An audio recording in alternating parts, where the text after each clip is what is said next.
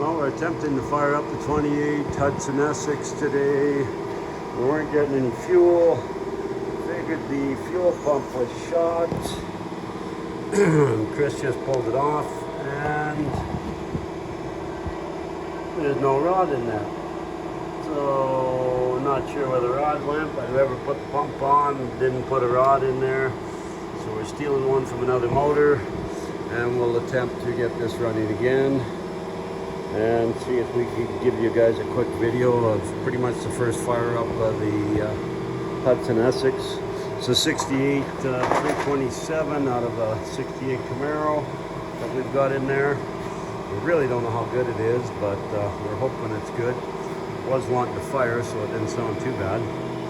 So yeah, keep you guys posted, and Bob will be doing some filming here shortly.